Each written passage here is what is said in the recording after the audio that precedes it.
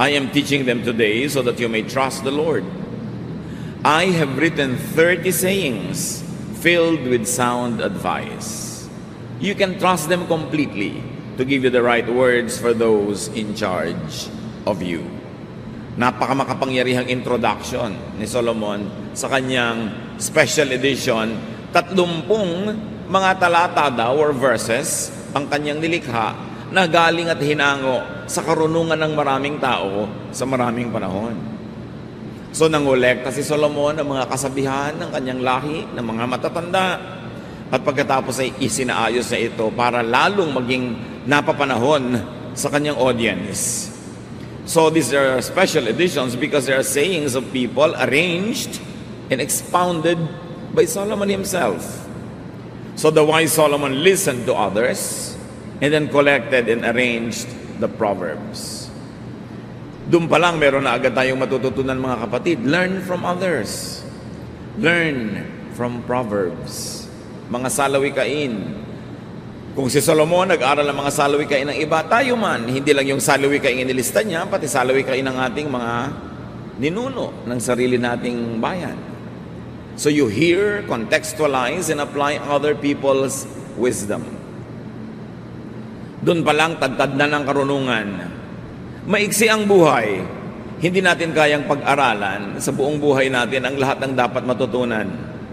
At kung may matutunan man tayo, kadalasan, matanda na tayo. Kung kailan tayo ay nasaktan na, nadala, nahirapan, nagkamali, doon ka palang matututo. Kaya mahalaga, it is important to hear other people's wisdom. Kailangan makita mo yan, madinig mo ang karunungan ng mga matatanda, ng mga nasaktan na, nagkamali na, nadala na, para maiwasan mo na ulitin sa iyong buhay. Then you contextualize. Ibabagay mo sa iyong buhay, sa iyong panahon, sa iyong kalagayan. Kasi iba-iba naman ang kalagayan at panahon ng mga tao. May mga karunungan man silang makatas, makuha sa kanilang buhay. Hindi naman buong-buo mong lululonin at i-apply sa buhay mo kasi may pagkakaiba ang kalagayan mo. Kaya i-adjust mo yon. You put it into the context of your life and then you apply. Find practical ways to put into your daily life the high-sounding ideas and wisdom that you gather. Hear, contextualize, and apply. At narito na ang una, sa 30 niyang koleksyon. Kaya nga, 1, 2, 3 parts ito eh. Proverbs 22, 22 to 23. Don't take advantage of the poor or cheat them in court. The Lord is their defender, and what you do to them, He will do to you.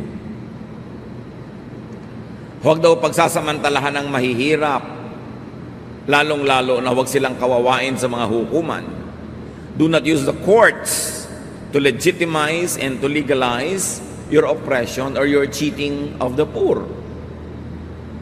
Kaya nga ginawa ang batas, yan ay para bigyan ng balanse ang buhay, so that what people lack in their lives, they have in abundance through the law. Kailangan ay naibibigay ng batas doon sa mga kapos yung wala sa kanila sa kanilang buhay. Pero kung yung mayaman at makapangyarihan na ang makikinabang pa sa batas, at sila pa ang kakatigan ng batas, bakit pa may batas? Mayaman na sila, kaya na nilang gamitin ang kapangyarihan nila para maghari. Kaya ang batas at ang kapangyarihan ng batas ay ginagamit para ipagtanggol ang mga mahihina sa pang-aabuso ng malalakas. So lesson number 1 from the special collection, do not take advantage of the poor. Huwag mong nakawin ang pagkain na para sa kanila. Huwag mong nakawin ang fertilizer na para sa farmer. Huwag mong nakawin ang pondo na para sa social work, para sa paglilingkod sa bayan, at huwag mong gagamitin ng mga batas, mambabatas, mga abogado, mga hukuman, para ikaw pa ang manalo, samantalang nang api ka na. Do not use power, especially state power, and very especially religious power, to abuse the poor. Do not find legitimation and excuse from the institutions to oppress the needy. The law is meant to protect the weak. So in addition to this, Proverbs 20 verse 10 to 11, don't move a boundary marker or take the land that belongs to orphans. God all-powerful is there to defend them against you. Dinagdagan pa ang kahulugan ng poor and weak, yun daw mga ulila. Huwag aagawan ng konting mana ang mga ulila. Huwag aagawan ng karapatan yung mga sobrang mga bata at inosente pa na hindi nila kayang ipagtanggol ang kanilang mga sarili. Defend, not abuse the orphans, the weak. So yan ang number 1 sa collection ng special edition ng wisdom. Hindi siguro lahat tayo ay napakayaman o namakapangyarihan para makapangapi ng sobra, pero may kanya-kanya tayong uri at hugis ng kayamanan o kapangyarihan na pwede rin nating magamit sa pangapi, maaari hindi sa sobrang mahirap, pero doon sa mas mahirap o mas mahina kaysa sa atin. Iba-iba man ang anyo o hugis o intensity ng pang-aapi, ang una nating itanong, nang-aapi ba ako? Ano ba ang aking yaman? Ano ba ang aking lakas, kapangyarihan na pwede kong magamit sa pang-aapi, panglalamang? Dapat hindi. Kasi ang kalaban ko, ang Diyos mismo. Punta tayo sa pangalawa sa koleksyon. Proverbs 22, 24 to 25. Don't make friends with anyone who has a bad temper. You might turn out like them and get caught in a trap. Huwag makipagkaibigan sa mga maiinitin ng ulo at magagalitin, sa mga madaling maging mabangis. Baka ka maging katulad nila at pati ikaw ay mahuli sa bitag na kanilang kahuhulugan. The lesson, don't make friends with temperamental people. You can deal with them, to minister to them, to teach them, pero huwag kang makibarkada. And to expand the definition of this is do not make friends with people with bad traits. Huwag makisalamuha, makipagkaibigan, makisangkot sa mga taong ang asal, ang gawi, ang pananalita ay laging naghahanap ng gulo o maaaring magsuot sa kanila sa gulo. Kaya ang itatanong natin bago tayo makipagkaibigan o maging malapit sa isang tao, gusto ko bang maging tulad niya? Kung siya ay palababag, palaaway, lagi na lang may nagagalit sa kanya, di syempre, yung mga galit na yon tatamaan ka rin kung lagi kang malapit sa kanya. Don't make friends with people who are prone to get into fights, into trouble. Dahil madadamay at madadamay ka. O kung hindi man, baka magiging active pa yung role mo, maging accessory and instrument ka to their violence. Pinipili ang kinakaibigan. Bagamat hindi pinipili ang tinutulungan, maging matulungin ka kahit kanino, maging mahabagin kahit kanino, pero yung makikipagkaibigan ka, makikibarkada ka, pinipili yun. Proverbs 22, 26 to 27, don't guarantee to pay someone else's debt. If you don't have the money, you might lose your bed. So huwag daw maggagarantiya sa utang ng may utang. Huwag kang pipirma doon sa linya na nakalagay, guarantor. Huwag mong ilalapit ang sino mang mangungutang sa uutangan at sasabihin mo, o sige, pagka hindi siya nakabayad, akong bahala sa akin, kamaningel. Sabi, alam mo, baka pati higaan mo mawala sa'yo. Ibig sabihin, hanggang yung kahuli-hulihang ari-arian mo ay mawala pa dahil magbabayad ka sa utang ng pinaggarantihan mo. Special edition number 3, do not be a guarantor. Madalas, pag nalaman mong tama pala yung do not be a guarantor, huli na, sumabit ka na, napahama ka na sa utang ng iba.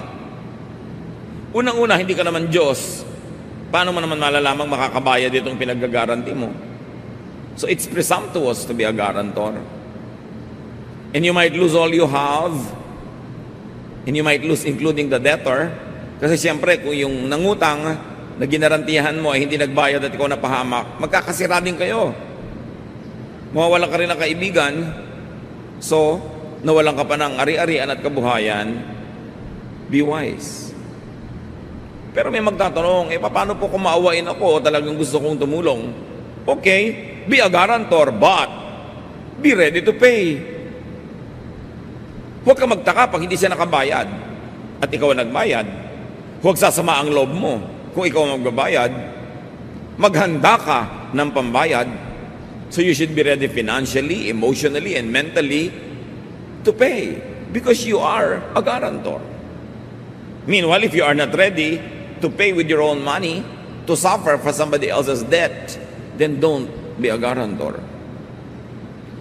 Magtatampo po, magagalit siya. Mamaya naman, pag hindi siya nakabayad, ikaw naman ang magtatampo at magagalit, di ba? Panapanahon lang, di hayaan mo na lang siya magtampo.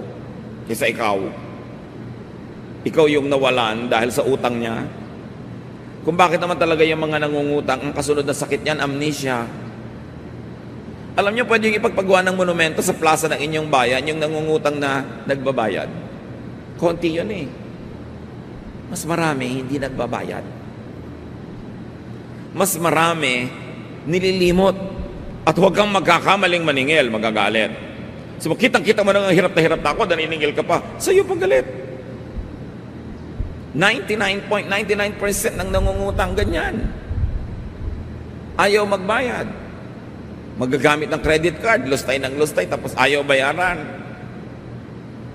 So, kung nagpapautang ka, ihanda mo ng loob mong hindi ka mababayaran at ipagpasalamat mo ang himala, ako mabayaran ka. Ngayon, kung ayaw mo nang sumama pa ang loob mo, ibigay mo na lang. Nangungutang sa'yo ng 1 million. Sabi mo, alam mo, huwag ka nang mangutang, bibigyan na lang kita ng 100. Yan. Para walang samaan ng loob.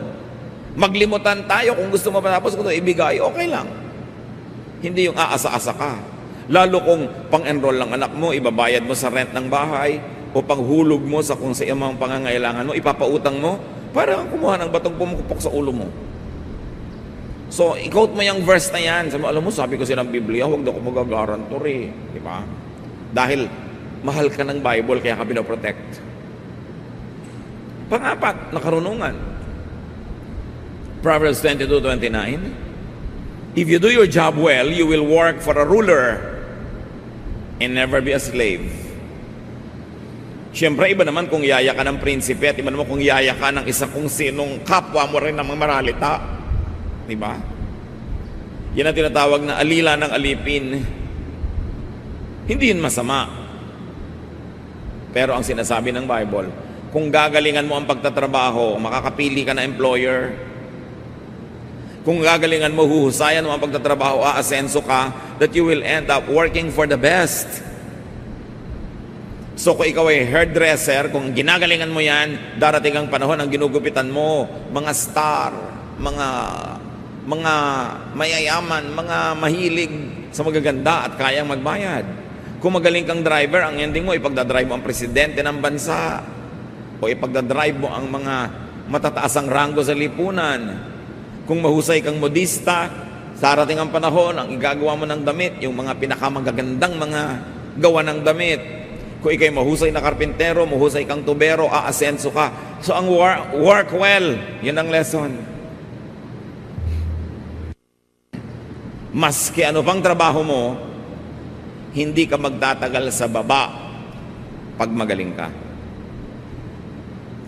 Kailangan ng mundo ng magaling eh. Sasabihin, iba ang hirap naman po maghanap ng trabaho.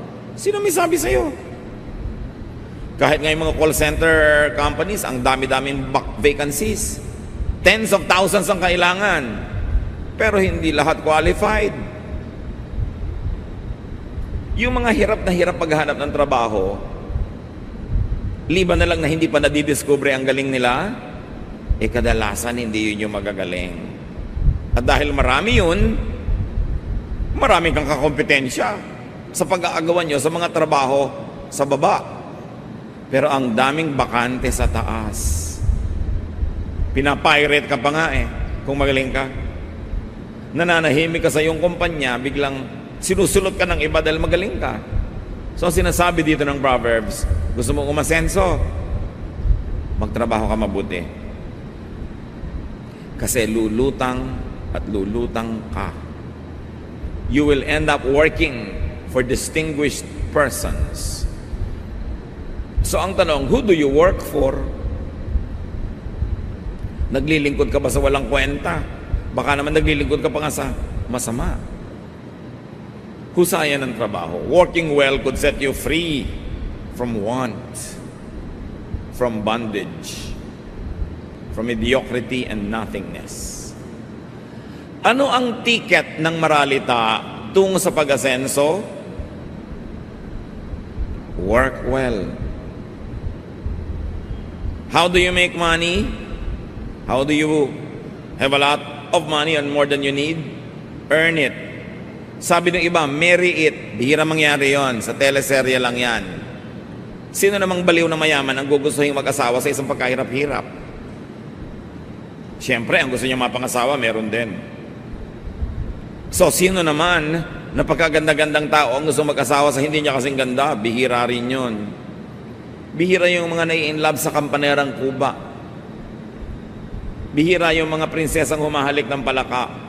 At humalik ka man ng humalik, baka nakakisang daang palaka na yan, tad-tad ka na ng kulugo, hindi pa rin nagiging prince. Usually, titingnan mo siyempre kung maganda ba yung partnership. Sino ngayon ang papatol sa'yo? E di kung mahusay ka, yung mahusay din, yun ang ticket mo para umangat. E kung mahirap ka na nga, tamad ka pa. Hindi mo pa sisikaping mag-aral kung may pagkakataon. At kung may trabaho ka, hindi mo na ini-improve. Pumasok ka na lang at umuwi. Yan ang pinakamataas mong pangarap sa buhay. Hindi mo malang ma-improve ang trabaho mo o produkto mo. Yakapin mo ang kahirapan habang buhay. Hindi ka makakatakas dyan. Kasi ang daan, palabas sa kahirapan, yung daan ng husay. Galing. At napakarami mga taong nakahulagpos, nakatakas, sa yakap ng hirap dahil magaling sila. Dahil ginalingan nila ang kanilang trabaho. Work well. Whatever it is, wherever it is, work well. Kasi hahanguin ka na magandang produkto na iyong gawain mula sa kawalan. You don't always have to work hard when you can work well. Maraming tao hardworking pero hindi umaasenso. Hindi naman sinusukat ng langit ang dami ng pawis na inilabas mo sa katawan para magawa ang isang bagay Ang sinusukat, ano naman ang kalidad, ano ang quality ng ginawa mo. Ngayon, kung hindi ka naman sobrang pinawisan, hindi ka sobrang napagod, pero ang ganda ng ginawa mo, yun ang kikilalanin, hindi yung pagod. It's not enough to work hard. You have to work well. The product of your work must be outstanding. Whether or not it was very difficult for you to do it. Pero sabi nga, kung mapurol ang isang palakol, mas dapat lakasan ang pagsibak sa kahoy para tumalab ito. Kung mas mapurol ang gunting, mas dapat mong diinan ang paggupit. Mas mapurol ang kutsilyo, mas pagsikapan mong ihiwa ito. So kung medyo mapurol ka, yun, dun mo kailangan ng dagdag na sikap. Hindi ka natural at na outstanding. Hindi ka natural na excellent, dagdagan mo ng effort, ng pagod para mapunan yung kulang. Pero kung naturally gifted ka na, hindi mo kailangan sobrang magpakahirap Just do your best. At bawat isa naturally gifted sa isang larangan man lang sa buhay. Kung hindi ka man umangat, hindi ka umaasenso, hindi ka nagniningning, baka nasa maling lugar ka na hindi bagay sa talentong binigay sa iyo ng Diyos. May ibinigay sa iyo na outstanding ka pag doon ka nag-operate. Hanapin yon at yun ang palakasin. Proverbs verses 1 to 3, chapter 23. Ibang chapter na, kasama sa koleksyon ng 30 golden collection of Solomon. When you are invited to eat with a king, use your best manners. Don't go and stuff yourself. That would be just the same as cutting your throat. Don't be greedy for all that fancy food. It may not be so tasty. So sino nagsasabi nito? Si Solomon, who is king. Pag inanyayahan kang kumain kasama ang hari, may ganon, aba, ilabas mo na ang pinakamaganda mong asal. Huwag kang dumulog at magpakabusog para ka nang nagpakamatay. Sabi, pag yan ang ginawa mo. Huwag kang magpakatakaw. Huwag mong isaksak sa iyong mabagsik na sikmura ang lahat ng pagkain nakita mo. Sabi nitong si Solomon. The king invites you for a meal. Take advantage of the time to be with the monarch. Show him what you have. Kung matalino ka, ipakita ang talino. Kung magaling, ipakita ang galing. Kung may hinaing ka, maaari magkaroon ka ng pagkakataong ihinga sa hari ang hinaing ng sambayanan na hindi niya laging nakakausap. O kaya, baka nalulungkot ang hari, pakiramdaman mo, baka naman pwede mo siyang mabigyan ng kahit konting kaaliwan, mapatawa mo man lang, hindi ang aatupagin mo, busugin ang iyong sikmura. Siyempre, metaphor ito. Ito isang talinghaga, hindi lang tungkol sa pagkain. Watch your manners, especially before the powerful. Pag nagkaroon ka ng pagkakataon, halimbawa makapanayam ang isang taong mahirap makausap, mahirap puntahan, mahirap malapitan, baka naman tambakan mo agad ang mga reklamo at problema mo sa buhay. Surely, naparating mo yon, pero sigurado, di ka na maimbita uli. Lalo't di ka naman tinatanong na ano bang problema mo, ano maitutulong ko sa iyo. Siyempre, yung mga taong natataas ang katayuan sa buhay, maraming pasanin yan. Akala mo, puro sarap ang buhay niyan?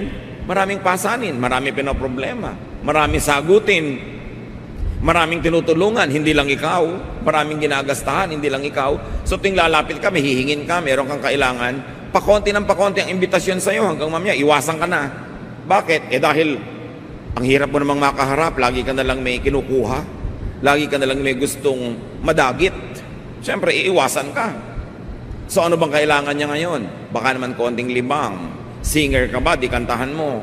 Sirkera ka ba? Di sumayaw ka sa alambre.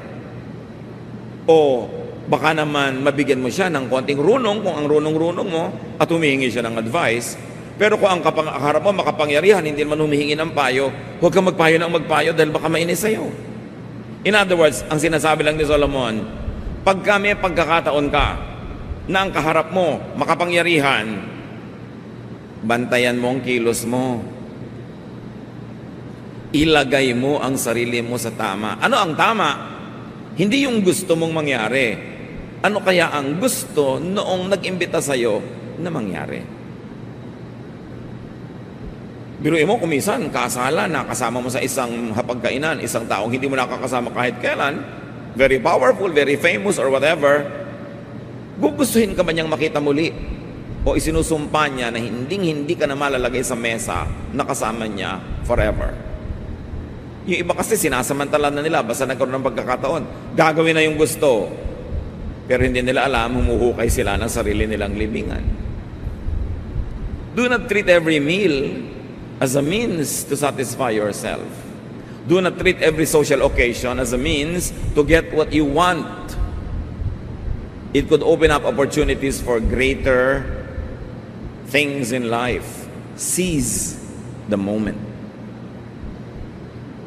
With the ruler, with the powerful, with the wise, ano ang pinakamagandang gawin? Use the meal or the encounter only as a means to connect, not just to eat. Siyempre, pagka kumakain kayo, maganda may conversation. Baka kumain ka na lang ng kumain, nabusog ka na, tapos. You don't get invited again. Solomon is saying, do not prioritize your appetite over decency. Napasarap ka, pero talaga huwag kang magpakabundat. Yung iba naman, sobrang damang kakainin, mag-uuwi pa. So winasak na ang puri, winasak ang dangal, mabusog lang. Meron naman, yayayain mong kumain sa Japanese restaurant para makaranas naman kung sakali hindi pa nararanasan yon. Para lumawak ang karanasan, dumami ang alam. Ayaw gumamit ang chopstick. Kasi mo, alam mo, ganito paggamit ang chopstick. Ay, ayaw ko niyan, hindi ako mabubusog. Hindi kita inimbita para ka mabundat. Inimbita kita para ka maging tao. Yun ang gustong sabihin sa'yo nang nag-i-invite. Ayaw gumamit ng ganito, ayaw gumamit ng, ay, hindi ako sanay sa ganyan. Hindi ka naman nandun lang para lang mabusog. Siyempre, pag naimbita ka, lalo mahusay yung nag-imbita sa'yo, ang goal mo, maimbita ulit. Katulad ng kung restaurant ka, hindi naman goal mo, may kumain lang na customer, ang goal mo, bumalik siya. Pero nandun ka, kumakain ka sa restaurant, wala pang 10 minutes na nandun ka na, decided ka na kung babalik ka or not. Diba? Yun ding naimbita mo, 10 minutes mo palang nakita, alam mo na, hindi ko na ito imbitahin uli. So kayo ba'y naimbita uli? Lalo ng mga taong may saysay. O tayo'y nakakadalaan. Kailangan, hindi nadadala sa iyo ang tao. Lalo yung taong yun ay nakakatulong, may magagawang mabuti, dapat hindi siya madala. Huwag na para kang mga angaw-angaw na insekto na ang dapuan, ubos. Makakadalaan ka. Proverbs 23 verses 4 to 5, ika-6 sa ating koleksyon. Give up trying so hard to get rich. Your money flies away before you know it. Just like an eagle suddenly taking off. So anong sinasabi ni Solomon? Na ang yaman-yaman, don't try too hard to be rich.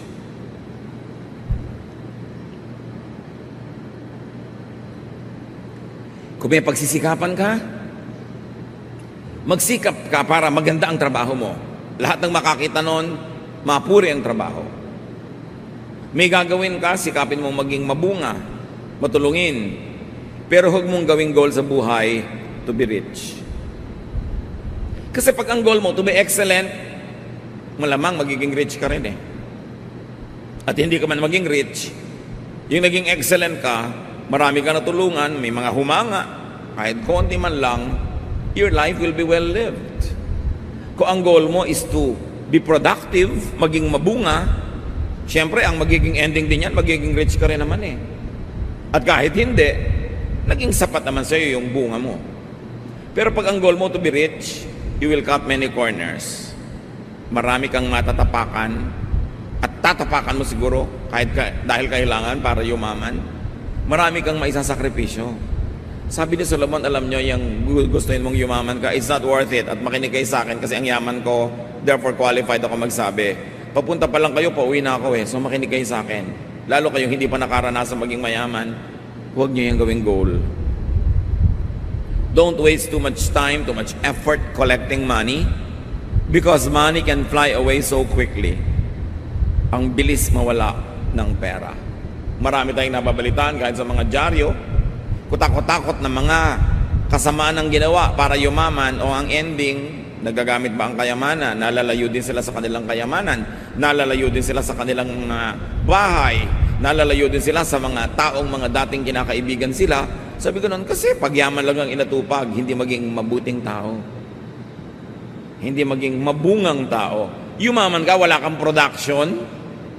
Hindi ba, sana ka yumaman ka dahil ang dami mong itinanim na munga, ang dami mong ginawa na produkto, may bumili, pero ang dami mong ninakaw, ang dami mong dinaya, ang dami mong ginawa ng masama, walang kwenta yon. Sabi ko noon, nawawala din yan bigla.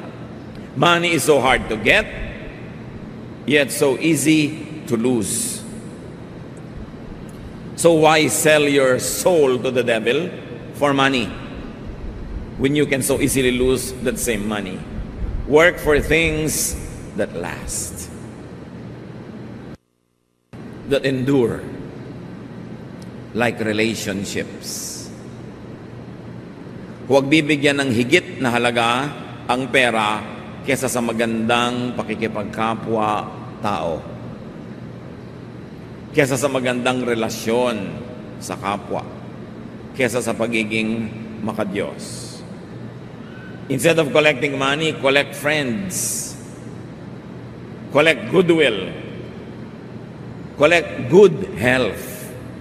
Yan ang mga tunay na kailangan ng tao sa buhay. Ngayon, binigyan ka pa ni Lord ng bonus, yumaman ka, edi salamat. Kita niyo si Solomon, ang runong-runong talaga. Nung pinapili ng Diyos kung ano man ang gusto niyang ibigay sa kanya ng Diyos at ipagkakaloob naman, ang pinili niya, wisdom.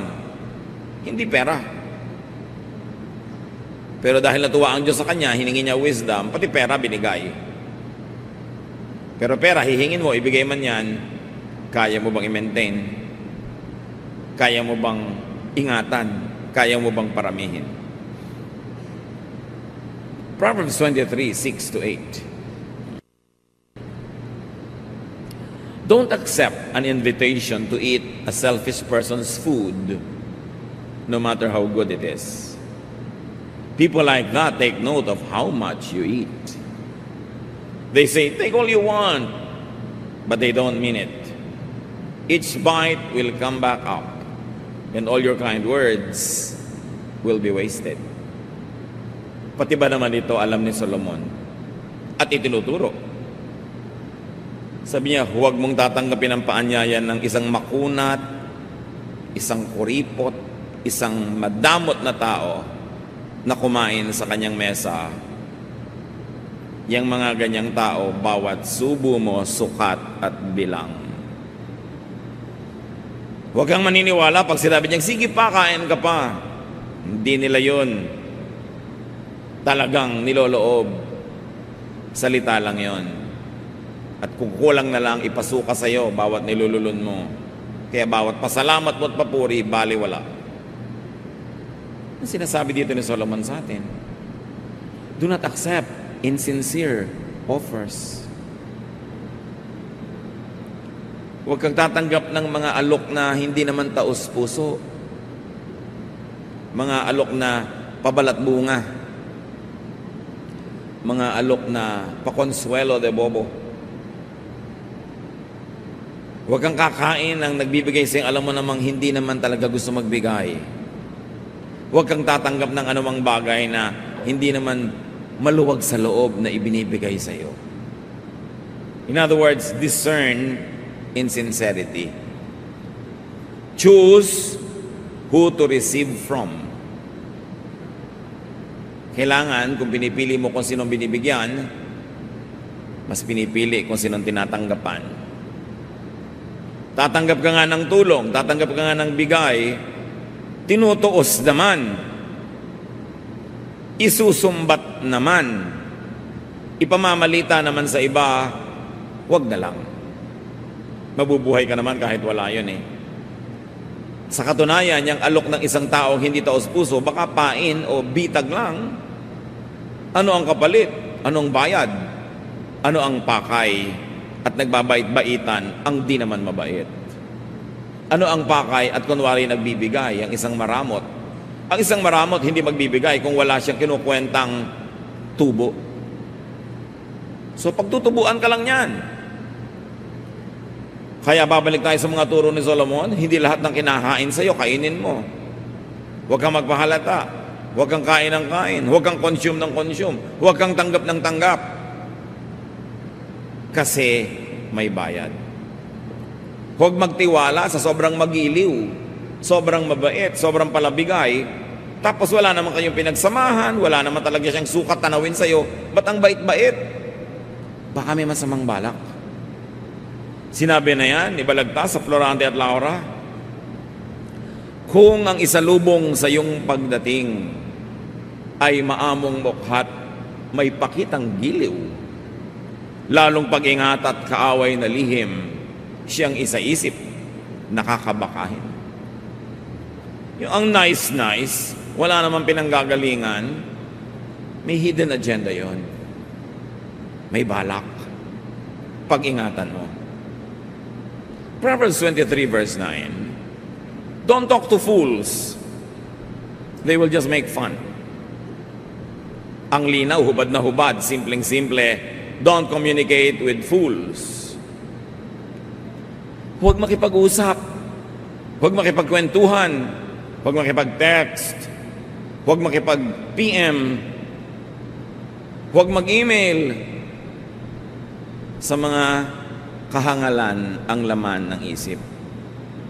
Don't listen to rumors, gossip, hearsay. Those all fall under the qualification of foolish talk. And especially do not pass or share or spread foolish ideas. Pag may natanggap kang message sa Facebook, huwag share ng share. Lalo't nakakasira sa kapwa na hindi mo personally chinek. O kaya may kwentong nakakatakot.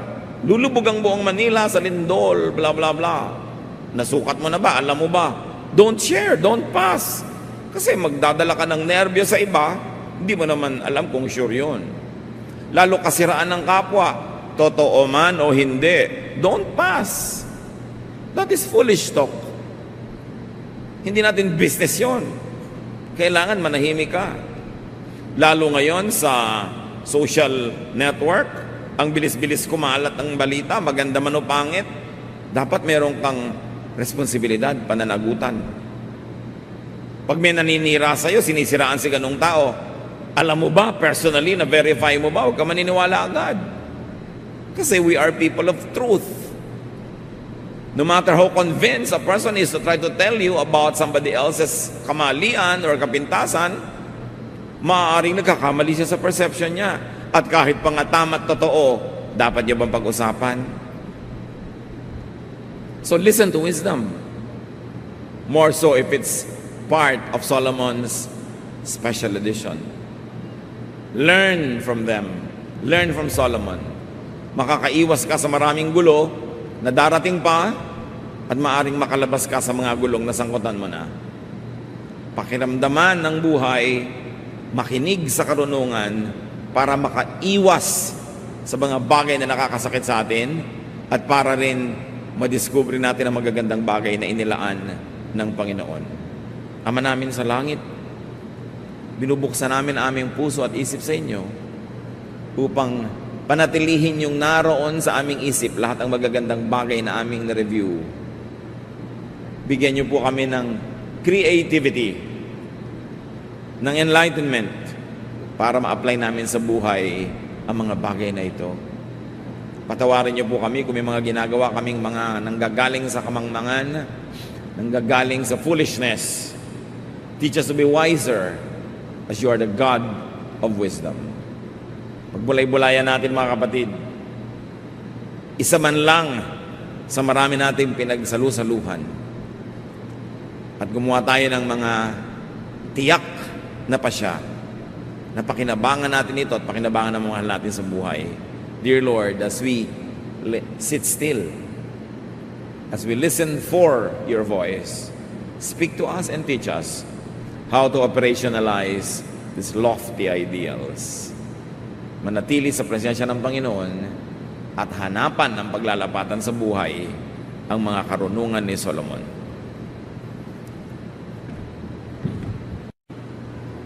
Indeed, the Lord has done many wonderful things, and one of that is that God has given Solomon extreme and excellent wisdom. Wisdom that was not useful only to himself, but to everyone else around him and even to us today. Wisdom is precious, lalo na kung special edition. And in fact, among the Proverbs, Solomon has a very special edition. 30 Proverbs that he said are very special that people should keep in their hearts. And now we're going to discuss some of them as we have discussed kanina ang first worship service yung iba. At sa susunod na worship service sa Miyerkules, yung pangatlo. This is a 3-part message on the special collection of Solomonic wisdom. Ang pamagat ng pag-aaral natin ngayon, Solomonic Wisdom, Special Edition, actually part 2 of 3 parts. Thank you, Lord, for Solomon's wisdom. Thank you for everyone around him that helped him improve his wisdom. And now we thank you for the privilege of partaking of that wisdom.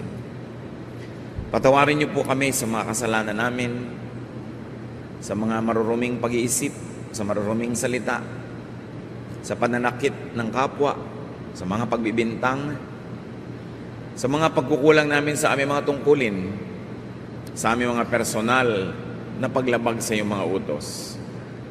Pakalinisin niyo kami, Panginoon. Cleanse us with the blood of Jesus.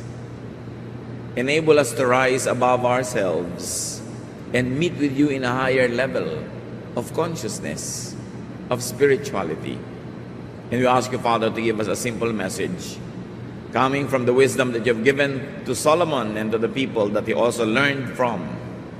And may you give us the wisdom to apply this in daily life. Lead us, teach us, empower us to understand the power of your truth. At nawa, Panginoon, ang iyong mga salita maging kagamutan, kalakasan ng aming katawan, ng aming isip, ng aming emosyon at ng espiritu. Patahimikin niyo pong loob namin, payapain niyo kami, ano man ang pwedeng gumulo sa amin, at ang inyong pagpapala maghari sa dakong ito, lalong-lalo sa bawat puso ng narito ngayon. Bless us, Father, with your truth. We seek you, thanking you in the name of Jesus, your Son, our Lord and Savior. Amen. We shall be reading from Proverbs 22. This time from verses 17 to 21, a very important prelude to the many proverbs that Solomon called special. Here are some sayings of people with wisdom, so listen carefully as I teach. You will be glad that you know these sayings and can recite them. I am teaching them today so that you may trust the Lord. I have written 30 sayings filled with sound advice. You can trust them completely to give you the right words for those in charge of you. So this is Solomon speaking. Sabi niya, marami akong kinolektang mga kasabihan, karunungan, galing sa mga ninuno, sa mga taong nag-iisip, at inayos ko sila at naging 30 mga salawikain na nagbibigay ng mahalagang payo sa buhay. These are sayings of people arranged and expounded by Solomon. So why Solomon listened to others? Hindi siya kontentong marunong siya at pinarunong siya ng Diyos. In fact, marunong siya, kaya marunong siyang makinig sa kapwa. Why Solomon collected and edited the Proverbs, which we now enjoy. Immediately, meron siya agad tinuturo sa atin, mga kapatid. Learn from others. Learn from Proverbs. Mga salawikain, kasabihan ng matatanda, dahil marami na silang natutunan sa buhay. And so what do we do with wisdom, especially collective wisdom of a people? Hear, contextualize, and apply other people's wisdom to you. It's important to hear. And why hear? Because there are many things that compete for our attention. Pag narinig natin ang karunungan ng iba, pwede na nating maiwasan ang pagkakamaling nagawa nila. Marami naman mga tatao kaya lang natututo dahil nagkakamali. Through trial and error, mostly through errors, people learn. Kaya pag may edad na ang tao, marami na naging pagkakamali. O marami na siyang napanood, naobserbahan na pagkakamali ng iba. And when you learn from them, you avoid committing the same mistakes. Nakakatipid kang magbayad ng matrikula. Nakakatipid kang mahirapan at masaktan. Kaya mahalagang nakikinig. Then you contextualize. Lalo karunungan ng ibang tao, ibang panahon, ibang lugar, ibang kultura, hindi naman buong-buo mong lululunin at i-apply sa iyong buhay, kailangan ibinabagay mo sa iyong buhay, sa iyong kondisyon, sa iyong kalagayan. That's why you put the entire truth in your context. You frame it with your reality, and then you apply it to benefit from it, not to suffer. Meron kasi mga karunungan na pag in-apply mo naman sa buhay mo, nagsasuffer ka, it's disadvantageous to you, then it is a misapplication. Because the words of God are given so that we might be free, we might be happy, fruitful, godly, and comfortable. Then what do you do with what you hear? And contextualize, you apply it. Therefore you move. Hearing must end in moving. Moving your body, moving your life, moving your direction. At ang kauna-unahan sa ating ngayong pag-uusapan, Proverbs 23:12, listen to instruction and do your best to learn. Tatanungin mo ba naman si Solomon na marunong kung ano ang dapat mong gawin? Siyempre, ang unang niya sabihin sa iyo, learn. Learn always. Hindi tumitigil ng pag-aaral ang tao kahit na natapos na siya ng isang kurso. Ang buong buhay ay isang malaking paaralan. Learning involves effort. Kaya yung mga iba ayaw na mag-aaral. Sabi na, pagod na ako, ayoko na magdala ng notebook ever again or read a book in my life. So para mo na rin sinabing ayoko nang matuto ng iba pang bagay, sapat na sa akin yung natutunan ko noon. Kung binabalak mo pang mabuhay ng mas mahaba beyond today, you must be willing to learn many things, to know and to process knowledge. Learning is difficult because it involves unlearning. You've got to give space for new ideas. Kaya mga taong sobra lang tradisyonal, sobrang conservative, wala na yung malalamang iba. Kasi ayaw na nilang magbitaw ng mga dating bersyon na alam nila para palitan ito ng mga updated and improved and upgraded versions of the same truth. Yakap na lang sila sa nakaraan at ayaw na lang magkaroon ng mga pagbabago. Learning is resisted by some people because it involves adjustment to new realities, to renewed realities. Sometimes from a know-it-all senior high school student, you become a gullible, impressionable freshman college student. Pero kung hindi ka willing tumawid mula dun sa ang galing-galing mo, tatawid ka sa wala ka uling alam para matuto, hindi ka na nga matututo nun when you want to be staying only in your comfort zone. Education, learning is difficult because you have to process things that you have always believed in. Yun pala, bagay lang yun sa dating mong edad, sa dating stage of your development at dating consciousness. Pero ngayon, sabi nga ni Paul, our knowledge is imperfect and our prophecy is imperfect. When the perfect comes, the imperfect will pass away. Sabi niya, when I was a child, I thought like a child. I reasoned like a child. But now that I'm a man, I give up childish ways. So sa pag-aaral din natin, may mga i-give up ka na dati mong alam kasi meron ka na ngayong kakayanan na improvein yung kaalaman na yun. Sa lahat ng bagay, lalo sa pagkakilala sa Diyos. Sa palagay ba natin, 5 years ago, 6 years ago, 10 years ago, kumpletong kilala mo na ang Diyos at hindi ka na willing mag-aral pa? Hindi ka na willing na ma-refine pa yung dati mong alam at ipag-igiitan mo yung noong pa man ay naunawa mo pero ngayon ayaw mo nang bitawan? Hindi matatapos ang pag-aaral. Room for improvement is the biggest room in the world. So immediately we learn something else, that we should go with and go after learners and seekers. Mabuting tayo nakikisalamuha, nakikipagmabutihan sa mga mahilig mag-aaral, sa mahilig magsaliksik, mahilig makipag-usap na nakakapagpatalas ng isip. So isa sa mga mahalagang payo ni Solomon, keep learning. Sa mga bagay na physical, mental, spiritual, social, scientific, keep learning. Habang rumurunong ang tao, mas lumalawak ang isip, nagiging mas mabait. Kakambal ng konting alam ang kakitiran ng isip. At kakambal ng kakitiran ng isip kung minsan ang kalupitan. Ang kalupitan sa kapwa na hindi mo naiintindihan, i-judge mo agad na mali. Ang problema mo lang pala, makitid lang ang utak mo, hindi kasya yung maraming kaalaman. But because of this narrow-mindedness, you demonize those who are in a higher level of thinking. Kaya pagkamangmangang tao, kadalasan, malupit din. Mapanghusga. Kaya dapat aral ng aral. Proverbs 23:13-14. Don't fail to correct your children. You won't kill them by being firm, and it may even save their lives. Huwag na huwag daw pababayaan ang pagtutuwid sa mga bata, lalo sa kanilang mga kalikuan. Correct children. Bakit turo ni Solomon at ang mga matatanda na gumawa ng mga salawikayang inayos niya na dapat laging ituwid ang bata? Because most of the time, liko ang bata kesa tuwid. The tendency for children is to be wrong more than to be right. Proverbs 22:15, all children are foolish, but firm correction will make them change.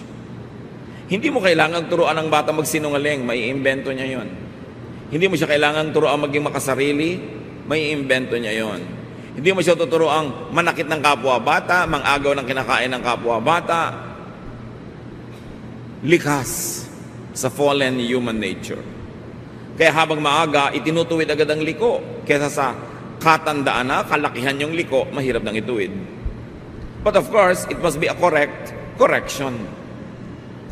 Hindi yung hampas ka lang ng hampas, palo ka lang ng palo, nagsasalita ka lang ng masakit, dahil hindi naman maitutuwid yung ganun, mga pagkakamali ng maling approach. So, correction won't harm children. In fact, non-correction is what could kill them. Pag kulang tayo sa pagtutuwid sa mga bata, maaari ang mga bata lalo pa nga mapahamak. Hindi yung kawawa naman yung bata, ayaw mong turuan, ayaw mong disiplinahin, ayaw mong pagalitan. You must correct children on time. Preferably before an error is committed. Para alam na niya, pag kinocommit niya yun, conscious siya that he is committing an error and therefore malilimitahan ang kanyang paggawa nun. Or if it's already committed, immediately after an offense. Kaya nga ang sabi ng MRTCB, kailangan lagi ang gabay at patnubay ng magulang. Dahil pagka hindi tayo nagbigay ng patnubay, di ba? Drama ay rated PG. Patnubay at gabay ng magulang ay kailangan sa mga batang manonood. O ganon. Sa mga anak, makakapanood ka ng mga hindi totoo. Yung mga lumilipad dyan, hindi totoo yan. Fantasy lang. Makakapanood ka ng mga kalupitan, huwag mong gagayahin. O kaya, huwag mo nalang papanoorin. So, dapat nakabantay ka sa mga bata. Makakakita sila ng eksena ng mga tao sa street. Sinasabi mo agad, nag-editorialize ka na. Anak, huwag mong gagayahin yung kilos na yan. O yung dura ng dura sa kalsada, huwag mong gagayahin yan. Etc. etc. Kailangan ng pagtuturo, pagtutuwid. Kasi halos wala pang laman yung isip ng mga bata. Kung ang mauna doon, mahirap nang tanggalin. Kaya pag may pumapasok na mali, alis ka na agad dyan, nilalagyan mo. And this is probably one of the very difficult social costs of having so many parents working in places away from their children. Naintindihan natin, kailangan mabuhay, kailangan mag-survive, pero dapat merong kahalili, may mga substitute ang parents, nagtuturo sa mga bata. Mahirap naman kasi magturo. Mas madaling pabayaan na lang. Pero anong sabi ni Balagtas sa Florante at Laura? Sa taguring bunsot, likong pagmamahal, ang isinasama ng batay, nunukal. Ano pa yung nunukal? Bubukal. Yun ang ibig sabihin nun. Naggagaling doon ang kasama ng bata. Ang iba marahil sa kapabayaan ng dapat magturong tamad na magulang. Masipag dapat ang magulang mag-correct. Proverbs 23:15-16, my children, if you show good sense, I will be happy. And if you are truthful, I will really be glad. So yun ang itinuturo ng magulang sa anak. Pag gumawa ka anak ng mali, I will be sad. Kung gusto mo lamang maging first honor, nag-cheat ka, I will be sad. I will not be glad na naging honor student ka pero nag-cheat ka. Values. And we should reward children's goodness with recognition, with approval. At the same time, there should be enough punishment for badness para alam ng bata kung saan siya tatayo. Pag kinalakihan na ng bata ang paggawa ng tama, kahit later on, hindi mo na bantayan, hindi mo na laging paalalahanan, likas na sa kanya ang pag-ibig sa tama at pagkamuhi sa mali. Pero pag napabayaan, the first 4 up to 7 years, ang hirap bawiin ang mga maling natutunan niya. Proverbs 23:17-18, pangatlong wisdom ni Solomon sa koleksyon. Don't be jealous of sinners, but always honor the Lord. Then you will truly have hope for the future. Ba't sinabi yan? Kasi maraming taong naiinggit, nananaghili, nagsiselos sa mga masasama. Bakit? Lalo ko yung kasamaan ay nagbibigay ng pera. Kung ang masamang gawa ay nagpapasikat sa tao o nagbibigay sa kanya ng mapagkakakitaan, katanyagan, kapangyarihan, pwedeng mainggit yung taong hindi gumagawa ng masama sa gumagawa ng masama. Lalo't parang may premyo pa ang paggawa ng masama. Pero ang lesson from Solomon, do not envy bad people. Do not envy people who do bad deeds. Though they seem prosperous for a while, though they seem powerful or they seem to be having a good time, they will have their day in God's court. At ang paggawa ng mali, kahit nagkakamal ka ng pera, kahit napakaraming parang benepisyo, may araw din na ito ay itutuwid. Jealousy and envy could lead to sin. What ka sin? The sin of imitation. Pag tinuruan mong sarili mo at hinayaan mong sarili mong naiinggit sa maling gawa ng kapwa, hindi mo mapapansin, mamaya ginagawa mo na rin yun sa kagustuhan mong mapasayo din yung napapasa kanya sa paggawa ng mali. Proverbs 24, 1-2, don't be jealous of crooks or want to be their friends. All they think about and talk about is violence and cruelty. Sa biglang tingin parang crime pays. Pero no. God is God of justice. Crime will always pay in terms of punishment, but not in terms of rewards. Kung may rewards man, pansamantala lang yan, panandalian. Kaya mga kapatid, kung nakikita nyo na yung gumagawa ng masama, parang umaasenso pa sa paggawa nyo ng mabuti, kayo pa to kumisang hindi napapansin, kayo to hindi umaasenso, do not regret being good. Hindi dapat pagsisihan ang pagiging mabuti dahil para nyo nang sinabing mali ang Diyos. Huwag magsisi. Minsan may ginawa ka ng mabuti, hindi tumanaw ng utang na loob, huwag mong pagsisihan. Diyos ang naglilista ng mga pautang mo at siya ang maniningil para sa iyo o siya ang magpupuno o magbabayad nun. Huwag magsisisi. Ang pinagsisisihan yung paggawa ng masama. Hindi kahit kailanman yung pagtulong, kahit yung tinulungan mo walang kwenta. It's always a privilege to do good because God is good. And good deeds belong to God. And bad deeds belong to the devil. Huwag magsisi. Ipagpasalamat yung opportunity to have done good. Proverbs 23, 19-21. Listen to me, my children. Be wise and have enough sense to follow the right path. Don't be a heavy drinker or stop yourself with food. It will make you feel drowsy and you will end up poor with only rags to wear. O isa pang turo, siyempre pag sinabing children, hindi lang ito little infants. Lahat ng mga anak ng tao, anak ng Diyos, kahit mature ka pa, tinutukoy, huwag ka daw magpapakalasing, huwag kang mahumaling sa alak, at huwag kang sobrang kumain. No? So may mahihilo ka. Di ba, minsan may kumakain, bakit ganyan? Nagdidilim ang paningin ko sa kabusugan. Ayaw pa tumigil. Nakalawit na yung pusod. Kain pa ng kain. Sinasabihan na ng doktor, bawal mo itong kainin. Talagang hindi mapigil. Kain ng kain. Tapos pagkakain naman, bakit ba ang dami kong kinain? Ang bigat tuloy ng tiyan ko. Magsisisi naman. Lalo yung mga maglalasing. Paggising, bakit yung asawa niya bangas-bangas ang muka? Bakit ganyan ang mukha mo, my dear? Aba, pinagsusuntok mo ako kagabi. Ay, sorry, kiss ng kiss sa mga pasa. Nasaktan na. Ito namang si babae na kissan lamang, nakangiti na uli. Gusto mong kape. Matapos mabugbog. These are specifics.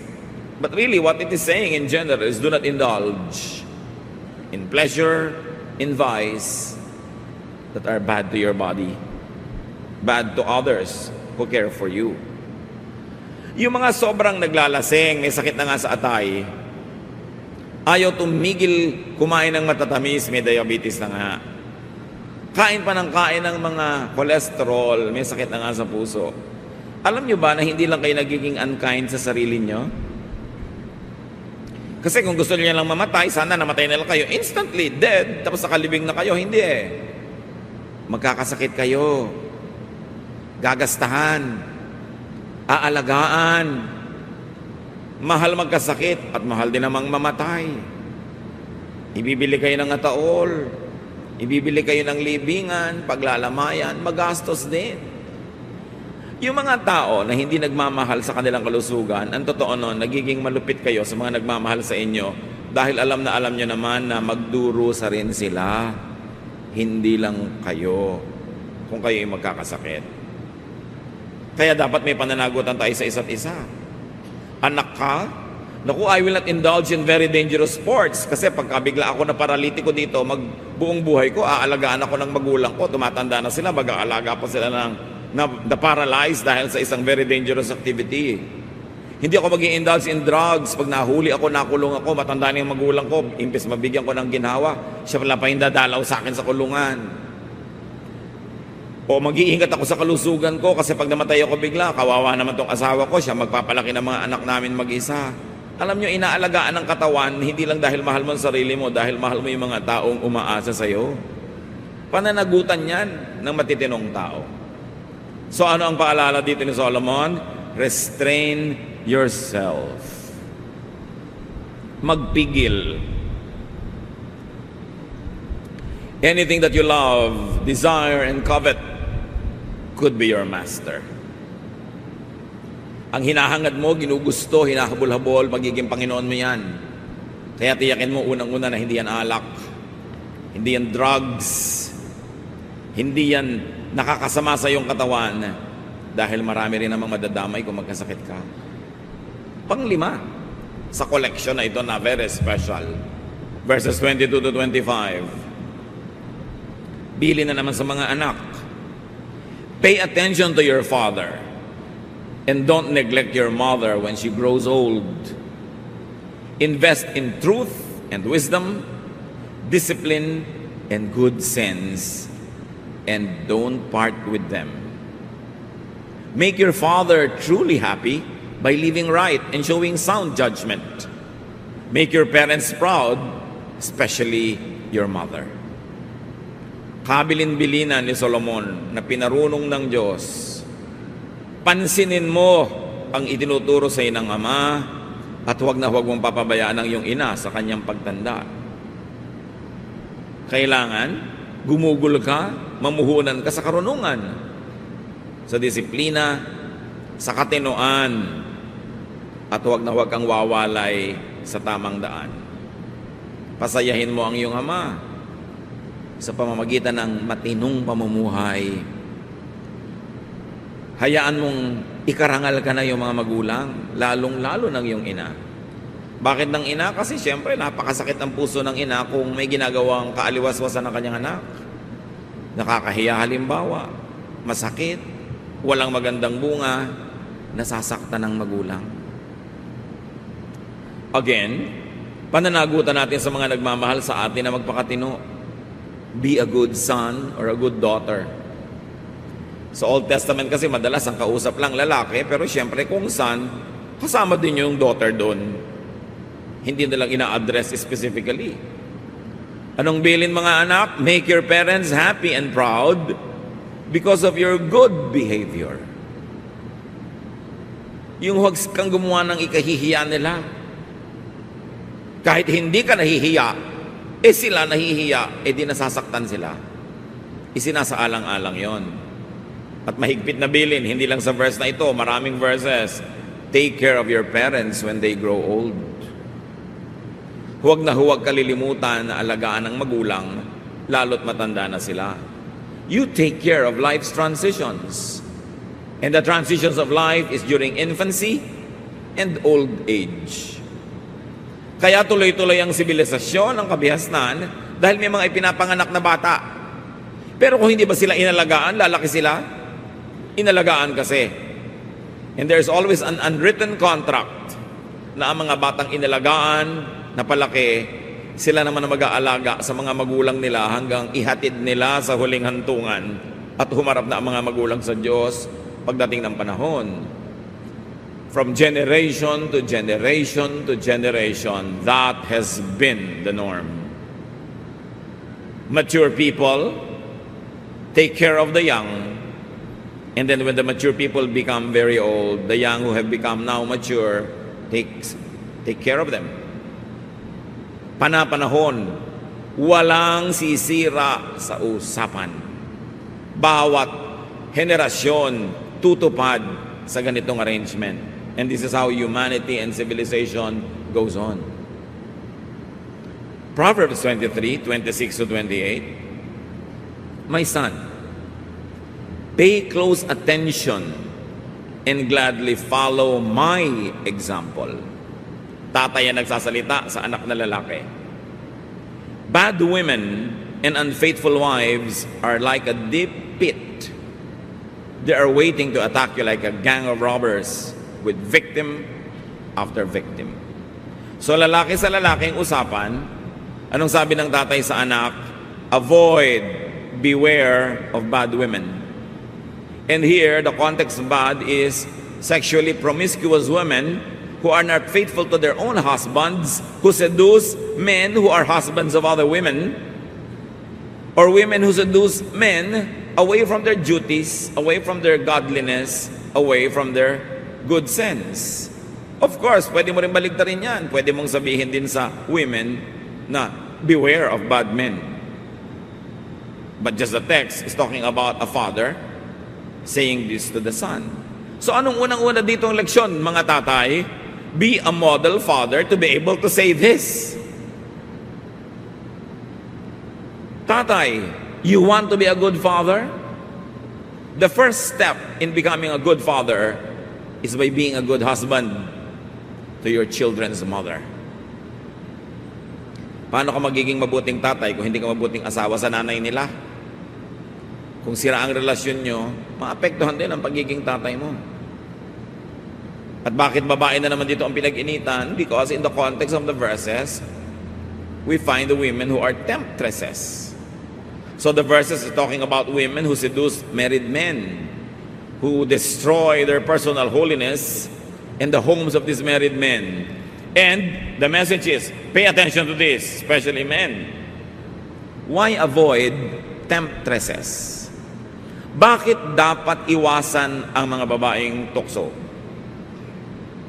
Kasi naiiba ang utak ng lalaki pag nadadarang na at nalalapit sa tukso. More than women. And this is a biological truth. PsychologyToday.com, in the article, The Physiology and Endocrinology of Sexual Arousal says, listen very well, when the mind and the body are in the state of sexual arousal, the prefrontal cortex, sometimes called the cerebral cortex, which is responsible for higher level cognitive functions like reasoning, is shut down. Pagka daw, ang isip ng isang lalaki ay dumating na sa level ng sexual arousal, nagising na ang kanyang damdamin, napukaw na ang kanyang pagnanasa, nagsasara ang cerebral cortex na pinanggagalingan ng katwiran. So yung ako ang iyong konsyensya, sarado. Yung mali ang gagawin mo, magkakasakit ka, sarado yon. Magugulo ang iyong asawa, sarado. Baka mahuli ka, sarado. Pag dumating ka na sa level na natukso ka na, sarado na ang utak. Wala nang gustong gawin kundi ituloy ang nasimulan. And to continue to quote, sexual temptation is not a battle between the pleasure center and the rational part of the mind. The rational part, when the person is already aroused, is already dead. It's not even fighting. So kung tayo'y lumululo ng pagkain at may dalawang tubo na pinupuntahan yung ating lalamunan, isa patungo sa lungs na hindi dapat pasukan ng pagkain, at isa patungo sa sikmura na dapat puntahan ng pagkain, pag ngumunguya ka na, nalalaman na ng lalamunan mong may lululunin kang pagkain, nagsasara yung glottis, a muscular flap, na sumasara doon sa mga butas patungo sa lungs para yung kinakain mo ay huwag magpunta ron at tumuloy sa sikmura. Pero kung kumakain ka, tawa ka ng tawa, daldal ka ng daldal, nalilito yung lalamunan mo, kaya kung isang paglulun mo, yung kanin tumutuloy sa lungs. Iuubo mo ngayon hanggang lumabas sa yung ilong. Naranasan nyo na yan? Kasi nalilito yung lalamunan. Kaya kung lululon, huwag dumaldal, huwag tumawa ng tumawa dahil may nakakamatay. Ang isang Kennedy namatay sa dining table dahil dyan may nalulon. Hindi lumabas, nag-choke, hindi nakahinga. Kung isang hita ng manok yung nilunok nyo, parang talagang hindi kayo makakahinga. Ganon din yung utak. Yung pinanggagalingan ng katwiran, katinuan, kahusayan, karunungan, yung cerebral cortex, Pag dumating sa level ang lalaki na natukso na arouse, sarado na yung utak. Pag natukso, nadarang, na-arouse, sarado na yan. Madilim na ang isip. Wala na yung gustong gawin, kundi parausin ang lagnat. Tapusin ang nasimulan na pagnanasa. At pag natapos na lang yon, tsaka uli bumubukas yung utak. Sasabihin, ba't ko ba ito nagawa? Magsisisi ngayon. Hanggang sa susunod na panahong matukso ulitan na naman. Kaya sabihin ng asawa, 7 beses mo na akong iniwan. So 7 beses na pala nagsara yung cerebral cortex. Ngayon mga kalalakihan, huwag ang cerebral cortex ang sisihin. Kung sabihin kasi nagsara na yung cerebral cortex ko. Mrs., ano sasabihin nyo? Bakit ka nagpadarang? Hindi pa naman sasara yan kung hindi ka darang eh. Ba't ka lumapit? Ba't ka nagpatukso? Hindi yan sasara mag-isa. Sasara lang pag natukso ka na. So dapat hindi ka nagpapatukso. Kaya ang payo dito sa Proverbs, avoid. Huwag yung lumayo ka kung natukso ka na, yakap-yakap ka na, tsaka ka palalayo. Walang gumaganon. Lumayo ka sa simula. Kaya huwag mong kakantahin yung tukso, layuan mo ako. Ba't ka lalayuan ng tukso? Gusto kang nga kapitan. Ikaw ang lalayo dyan. Anong payo? Lumayo. So pag may nagsasabing natukso kasi ako, nagkamali ako, kasi lumapit ka. Kasi hinayaan mong matukso ka. Beyond the power of your mind. It is important to understand that. Kahit yung mga ganyan, yung mga mechanics, hindi in-explain sa atin ng Proverbs, alam nila yung methodology of temptation. Kaya kailangan, huwag lalapit kahit sa simula pa lang. Pag may nakita ka nakabukas sa pinto at may nakalabas na tuhod at kakaway-kaway, isara mo yung pinto, ipitin mo ang tuhod. Hindi sisilipin mo kung sino yung nasa loob. Mamaya papasok ka na, tuloy-tuloy na yun. Proverbs 23, 29-35, who is always in trouble? Who argues and fights? Who has cuts and bruises? Whose eyes are red? Everyone who stays up late just having one more drink. Don't even look at what that colorful stuff bubbling up in the glass. It goes down so easily, but later it bites like a poisonous snake. You will see weird things and your mind will play tricks on you. You will feel tossed about like someone trying to sleep on a ship in a storm. You will be bruised all over without even remembering how it all happened. And you will lie awake asking, when will morning come so I can drink some more? Ano ang babala dito ni Solomon? Sino daw ba yung nasusugatan, nahihilo, naglalaro ang guni-guni? E di yung mga naglalasing. Sinong napapahamak? Yung nagkakandapuyat-puyat para just one more shot, one more drink. At mamaya, just one more hanggang abutan na ng umaga, gising pa sa pagbibisyo. Ito ang ipinakikilala sa atin ni Solomon. Do not be a drunkard. Do not indulge in vices. At syempre, yung alcohol dyan is only a metaphor of all vices. Huwag kang magpuyat ng kasusugal. Tapos tulog ka sa araw. Paggising mo alas 3 na, alas 4 ng hapon, maghahanap ka na naman ulit ng sugalan. Huwag nagpapakalasing-lasing hanggang gabi, tapos matutulog buong umaga, hindi makapagtrabaho. Pag gumagabi na ulit, hanapan na naman ng iinumin o drugs. Do not start a vice. Bihirang nagsisimula ng bisyo ang nakakatakas. Do not get led and controlled by a vice. You must be a free man or woman, not addicted to anything, even food, even wine, even a habit, because the people of God must be free, free only to serve God. So because of his vice, a man demeans and hurts and destroys himself and his loved ones as well. Nakakakita ka na ang titinong mga tao pag nalasing na, mukhang basura, mukhang basahan.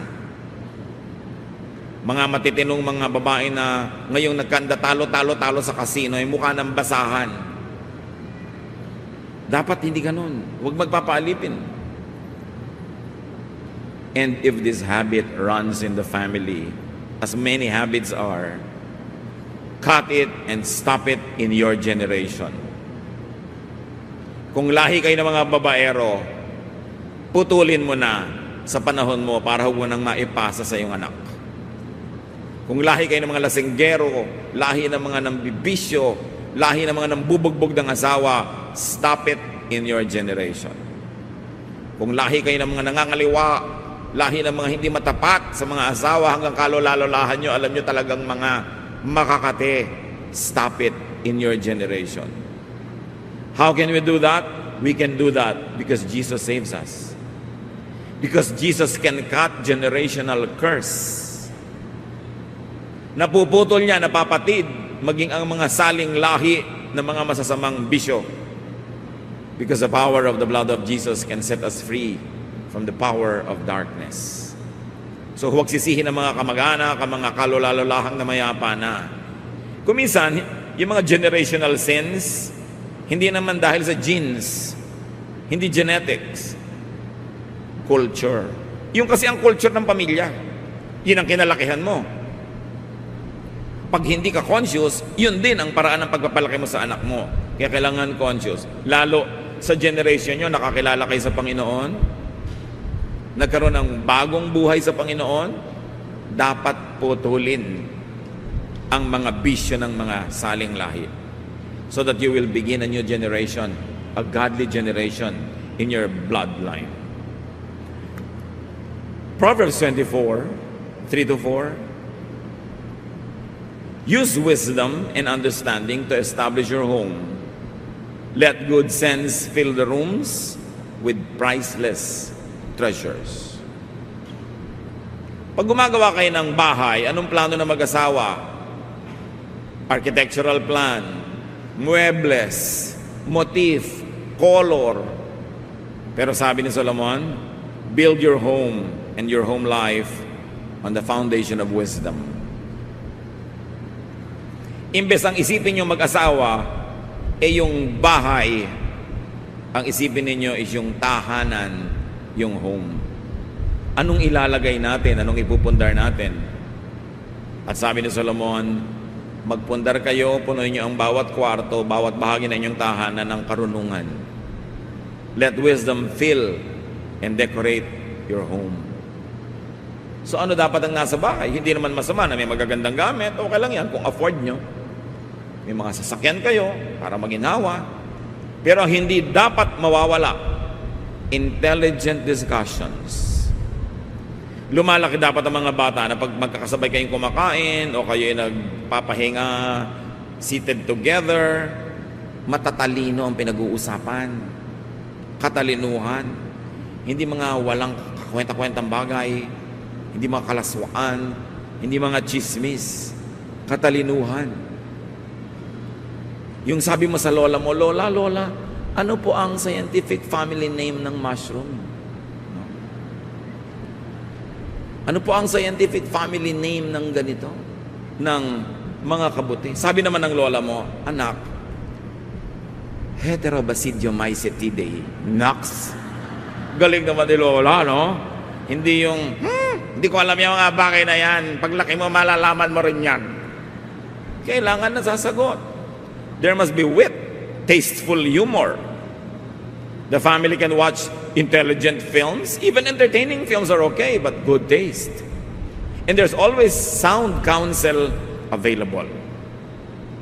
A nice home will be filled with good books, readings. Kaya sa internet pa yon, tinuturuan mo mga bata mag-internet to find good readings. Hindi mga walang kakwenta-kwentang pinapanood, mga games na nakaka-brain damage, sa kakasira ng mata at umuubos ng oras. Pinipili an atmosphere of openness. At meron pa tayong isang dapat ituro sa mga bata. Hindi lang laging po, opo. Pwede rin dapat sumagot ng hindi po, ayaw ko po, pero politely. Dapat turuan din natin ang bata na pwede siyang tumanggi kung talagang ayaw niya, basta't siya ay magalang at ipaliwanag niya kung bakit. At matapos magpaliwanagan at superior ang panahon na liwanag mo, dapat pa rin siyang sumunod. Kasi meron tayong isang kapintasan, ang lahi natin. Sobra tayong nag-uutos sa batang maging masunurin. Di ba, pag naituro mo sa bata, hindi na nawawala hanggang lumaki. Kaya pag lumalaki, api-apihan kung saan-saan, api-apihan ng mga amo, binubugbog, kinakawawa, opo pa rin ang opo. Kasi hindi natutunang tumanggi. Basta magalang, may katwiran, okay lang dapat tumanggi ang bata. We should train them also to assert themselves up to a point so that we don't become a nation of slaves, a nation of people being abused by others. Kasi yung ating kabaitan at kababaang loob kay lola, kay nanay, ginagamit natin kahit kanino na lang na umaapi sa atin. So there must be intelligence and reason. Mainam, mga kapatid. Isa ulo, isa gawa ang mga paalala ni Solomon. Listen to this special edition. Avoid needless pain. Maximize your chances at happiness and wholeness, even that of your family. Ama namin, patuloy niyo po kaming turuan kung paano pa namin ilalapat sa buhay ang mga karunungang ito. Paano kami iiwas na mahulog sa tukso, sa bisyo? Paano kami bubuo ng tahanang matalino, matiwasay, maunlad? At ganon din, pamayanan, bayan, ng mga mulat ang isip. Kapakipakinabang at hindi pabigat sa kapwa. Pakita mo sa amin ang karunungan ni Solomon na hindi lang para sa kanya o sa kanyang bayan at panahon, para rin sa amin ngayon. Forgive us in areas of our lives where we are foolish. Allow us, encourage and empower us to be wise, to be wiser, to be wisest. Sa ilang saglit na katahimikan, pagbulay-bulayan natin ito, mga kapatid, at hanapan ng paglalapatan sa ating mga buhay.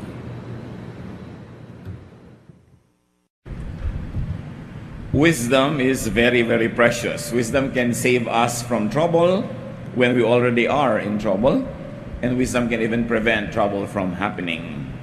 Bilang bahagi po ng tatlong mini-series on special edition of wisdom, atin po ngayong tutunghayan yung pangatlong bahagi nito, Solomonic Wisdom Special Edition, third part of 3 parts. Salamat, Panginoon, dahil masarap sumubaybay sa serye na yung mga salita. Masarap ding subaybayan yung development ng mga ideya na ibinigay mo kay Solomon. At ngayon, pinakikinabangan namin sa aming buhay. Nawa payapain niyo po kami, tahimikin yung loob namin, Panginoon. Ano man ang pwedeng maging sagabal para mapagpala niyo kami. Mga nangyaring inaalala namin, mga di pa mangyayaring inaalala na rin namin, iwaksi mo sa aming isipan. Patawarin niyo po kami sa aming mga kasalanan. Linisin niyo po kami, Lord. Nang makatanggap kami ng mga sariwang salita na nagpapalakas sa amin at nagtataas ang iyong pangalan sa aming kalagitnaan. Forgive us, cleanse us, empower us to understand your word. Let wisdom rule our lives so we may please you, O God, and so that we may also have a life that is peaceful, prosperous, and happy. We commit to you everyone who's not here yet. Kayo po ang siya magpala. At sino man na ninais na makarating ditong hindi ngayon makarating, may comfort come from you. And may that person also be blessed by you directly from your spirit and from your heart. Father, we commit everything to you, asking you to bless us and lead us. May your voice be heard and not that of your servant. Kayo ang madinig namin lahat at mangusap po kayong may kapangyarihan. Dalangin namin ang lahat ng ito sa ngalan ng iyong anak na aming tagapagligtas, si Jesus, na siyang umiibig sa amin. Amen. Proverbs 22, yan po ang ating pasimula sa 3 chapters ng Proverbs kung saan nakakalat yung special edition ng mga karunungan na gusto ni Solomon na bigyan natin ng special na pansin. Proverbs 22:17 to 21 introduces the body of wisdom. Here are some sayings of people with wisdom. So listen carefully as I teach, and here Solomon speaks. You will be glad that you know these sayings and can recite them. I am teaching them today so that you may trust the Lord. I have written 30 sayings filled with sound advice. You can trust them completely to give you the right words for those in charge of you. 30 sayings serialized in 3 messages. Kaya yung huling 10, ang bibigyan natin ng pansin ngayon. Now, sayings of people obviously were edited and expounded by Solomon. Nangolekta siya ng mga kasabihan, inayos niya para madaling masulat at madaling matandaan, madaling bigkasin, madaling mamemorya, at ngayon sabi niya, pansinin ninyo, dahil ito ay para sa inyong ikabubuti. Why Solomon listened to others and collected and edited Proverbs? Immediately, there is a lesson that we should learn from others. Kahit si Solomon na ang runong-runong na, binigyan ng Panginoon ng superior na karunungan, nakikinig pa rin sa iba. Kaya nga siya marunong eh. At isa yan na senyal na marunong kang makinig sa kapwa. So learn from Proverbs because you save time and effort. Maraming mga kasabihan at karunungan, ang tagal bago na develop, bago na diskubre ng mga rumunong. Pero kung makikinig tayo sa kanila, nakatipid tayo ng oras, maging ng mga posibleng sakit sa buhay, hirap, dahil natuto na tayo without experiencing it the hard way. Ang taong marunong at magiging mas marunong pa ay mahilig makinig sa kapwa. Pero siyempre, pinipili kung sinong papakinggan. And of course, you hear, contextualize, and apply other people's wisdom in your life. Why do we say hear? Because it takes a lot of effort to listen. To be quiet enough to hear the other person's voice and not yours. Then you contextualize. Iba ang buhay niya, iba ang buhay mo. Yung buhay ni Solomon, buhay ng mga taong unang nakarinig ng kanyang karunungan ay hindi kamukha ng buhay natin ngayon. So may gagawin kang adjustment. You adapt. You suit to your reality the wisdom that you hear. Kaya kung minsan, ang organized religion can be perceived as oppressive is because many people simply apply to their lives everything they see in the Bible without considering the differences in time, in location, in culture, in the context of the listeners of the Word of God then and the Word of God being heard by people now. Siyempre, may mga cultural changes, may mga legal changes, at ang lahat ng yan isinasaalang-alang mo in applying God's Word to your life. Hindi hubad na hubad, buong buo, i-apply mo. Kahit ang nagiging bunga, pagdurusa, kalupitan, o kaya nalalayo ka pa nga lalo sa Diyos dahil iba na yung pamaraan ng pamumuhay. At dito nagkakaiba-iba ng opinyon ng maraming mga nagbabasa ng Biblia. Paano nila i-apply? Paano mo i-apply sa buhay mo ngayon? You live in a metropolitan and a cosmopolitan area. Yung mga katuroan at kaugalian ng mga tao na nasa mga liblib na mga villages who lived 2, 3, 4,000 years ago. Siyempre, merong adjustment na kailangan gawin. Proverbs 23 verse 12. Learn and listen to instruction and do your best to learn. So main lesson agad is to learn. We never stop learning. You never get to a point in your life when you say, I know everything. At kahit nalaman mo na ang lahat ng bagay tungkol sa isang discipline or school of thought, nagkaedad ka naman, may naiba sa buhay mo, may ibang yung point of view, you relearn. And you have to readjust. You learn always. Never stop.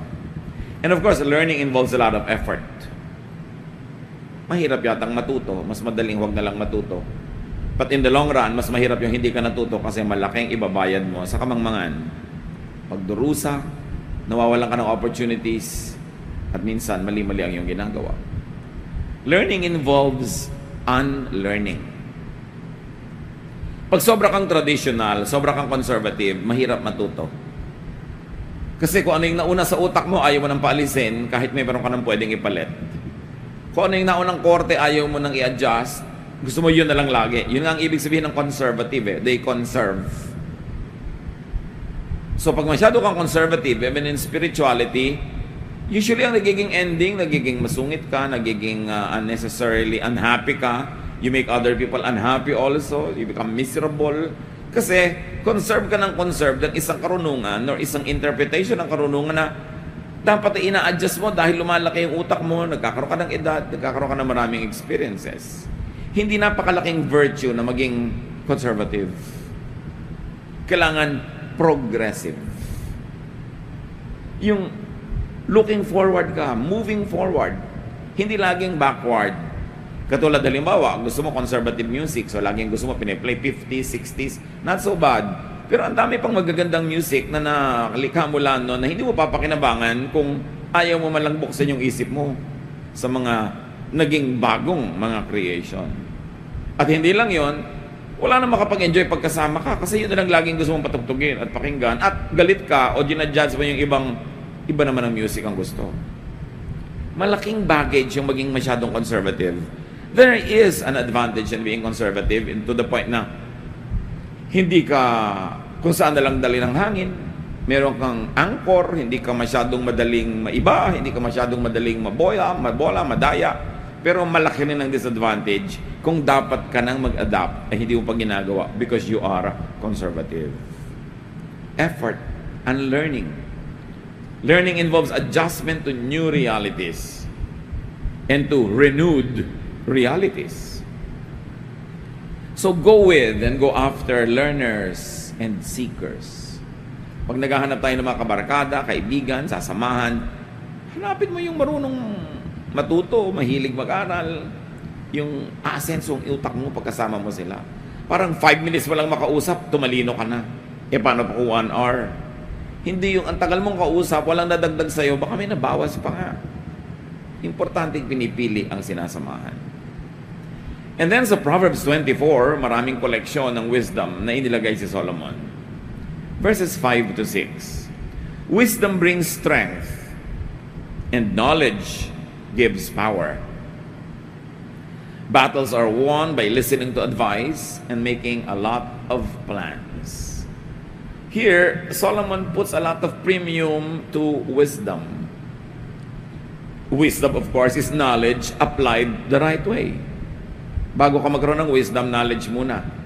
And your knowledge, when applied the right way, when framed the right way to benefit you, to glorify God, to turn you into a better person, it becomes wisdom. Sabi niya, alam niyo ang mga gera na papanalunan sa strategy, hindi sa lakas ng muscle, hindi sa dami ng tao, hindi sa lakas ng mga armas, sa strategy, sa planning. So sabi niya, ang tunay na mananalo sa mga digmaan, physical digmaan yan, o emotional, o mental warfare yan, o spiritual warfare, ang magwawagi dyan yung may wisdom. So strength comes from wisdom. Baliwala yung 10 mga malalaking katawan na wala namang utak. Matatalo rin yun at the end of the day. Ngayon, malakas ka na, may utak ka pa, edi ang laki ng advantage. But between the two, unahin ang wisdom. Real strength is not only physical, it is mental. Pag magaling ka magplano, kahit konti lang ang gamit mo, konti lang ang resources mo, mas marami ka ma-achieve. Kesa doon sa ang daming resources, pero sabog-sabog ang utak, burara mag-isip, maraming wastage. Thought can move bodies and other physical objects. Pag naiisip mo, napapagalaw mo. Hindi naman yung telekinesis, kundi pag naisip kasi ng tao, na-achieve. If it is thinkable, then it is achievable. Sabi nga ng iba. So, laging pag-iisip, pagpaplano. Get advisors. Listen to advice. Hindi pwedeng alam mo na lahat. Pag may area na may mas magaling na tao doon, hingin mo yung payo niya. And always, have a plan. Paano ko tatapusin ang high school ko ng 4 years or 3.5? Paano ko gagawin yung aking gustong mangyari sa buhay ko? Okay, gusto kong umasenso. Paano? I must have a plan. Because if I don't have a plan, it is a dream. Don't dream. Plan. Plan, of course, is a timeline. Ano dapat ang ginagawa ko sa ganitong oras? By this time, ano dapat ang na-achieve ko na? Para masusukat mo kung nakakarating ka ba, lumalapit ka ba doon sa goal mo o hindi. Sabi nga nila, if you fail to plan, you plan to fail. Actually, hindi nagpaplano, may plano. Plano niyang mabigo. Kasi hindi magkakaroon ng direction yung effort niya sa buhay. Kung tutuusin, alam na natin to lahat Pero sabi nga ng matatanda, ang paalalay gamot sa taong nakalilimot. And it's always good to go back to the Proverbs. Yung dala mo lagi Bible mo, kay electronic yan, o talagang tunay na mga papel na pages. Tapos, kahit na may kausap ka, 3 minutes pa siyang bago dumating, nagbabasa ka ng konting Proverbs, ang dami na agad ang napala mo nun.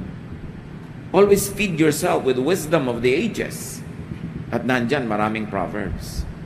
Chapter 24, verse 7, wisdom is too much for fools.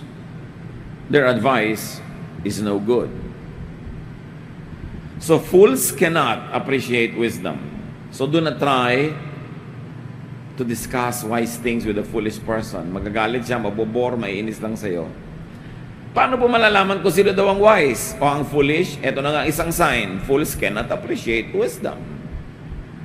Pagka merong matinong usapan, ayaw niya. Meron kang magandang sinasabi, ayaw niyang pakinggan. Alam mo na, ay, in this area, at least in this area, this person is foolish. Not for you to advertise it everywhere, but for you to be able to design what you might do with this person. Never listen to fools. Ina-assess mo without outwardly judging people so that you will know how to behave with this particular person. And know, you know, ay, marami siyang foolishness, therefore I will watch myself not to listen to this person. Or, whenever I'm listening, I should be very, very careful. Baka niya ako ma-influence wrong. Baka niya ako madala sa mali. Nag-iingat ka. Proverbs 24, 8-9, no one but troublemakers think up trouble.